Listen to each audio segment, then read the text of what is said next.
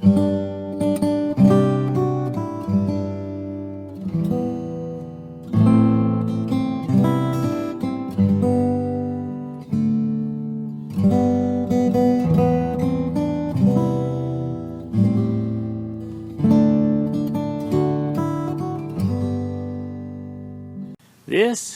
is the apple house at our family place in the mountains. It's called the apple house because there's a basement underneath where they stored apples.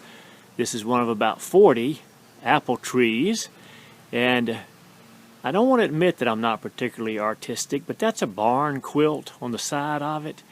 And it took me 3 weeks before I finally said to Jan, you know, what's the pattern there? What's that about? And she said, it's an apple, honey.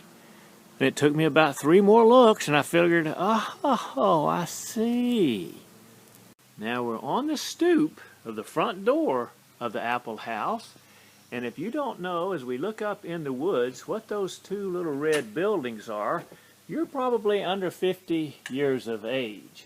Now we go to the pond where we've stocked with trout and smallmouth bass from the river itself. Now we're going to go in because we've renovated the inside of the apple house so that it's more livable. It was rough for many years. And here you have a nice view over the bed of the pond and another quilt. What is it with women and quilts?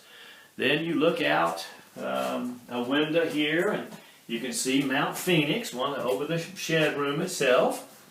We enlarged the restroom area and put in a nicer shower, made it a little bigger. And then over here we put in a new mirror. Go in and let's see the mirror and see the lights above the mirror. And that's yes. Okay. So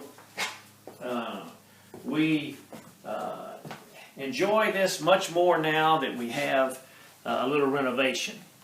Now, the point of what we're talking about in this little quick message or this little point in the sermon, we'll be doing both with this clip, is when Paul is writing to Timothy. He talks about continue in the truth that you have learned. He's talking about scriptures that he's been taught as he was growing up by his mother and his grandmother. But it's a very interesting word when he says continue in the scriptures and in the truths that you've learned. It's M-E-N-E, mene in Greek. And it means literally to abide, to reside in an ongoing way. And when we think about scriptures, the key to helping scriptures to transform us is, am I abiding in them? Am I mene in them? Am I reading them regularly? Am I listening to them sung? You can absorb scriptures. There's in music. Am I reading them in devotional readings where scripture is elaborated on by a person for a devotion in the morning? Am I listening to messages like this? Am I memorizing to embed them in them? Bury the scripture in your heart. The scripture, the psalmist says. All of this is a way that allows it to renovate us from the inside out, to change us from the inside out. So we'll be a little different on the outside. Even some people don't quite get it, like that barn quilt. But you know, some people may take them a little bit longer to catch on to what's been changed. But on the inside, the change begins. It changes the way we think. It changes the way what motivates us. It changes what attracts us. It changes how we see life and see others and see our circumstances. But the key is when you can remain in that truth from the scriptures, when you can when you can live in it and let it live in you, and take a little time. It's a good time to do it with the COVID pandemic. We got a little extra time, don't we? Take a little time to read scriptures and let the scriptures speak to you, because when you abide in them, what they said to you before, 10 years ago, 15 years ago, the scriptures aren't different. But I'm different. You're different. And so the scriptures will say something different to us.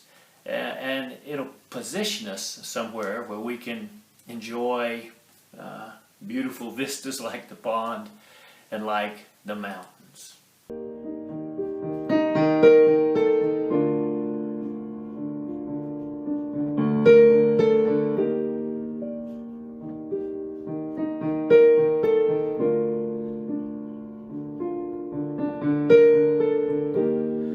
Walking around these walls, I thought by now they'd fall, but you have never failed me yet.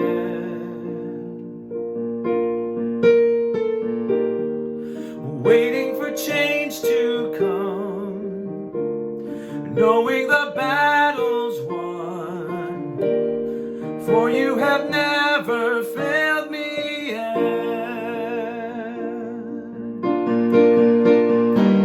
Your promise still stands, great is your faithfulness, faithfulness.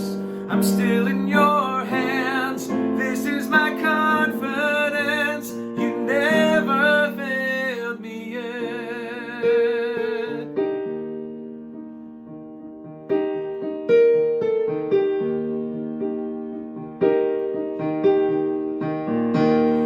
I know the night won't last, your word will come by to pass.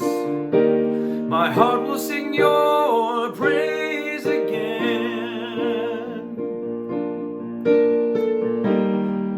Jesus, you're still enough, keep me within your love. My heart will sing your praise again.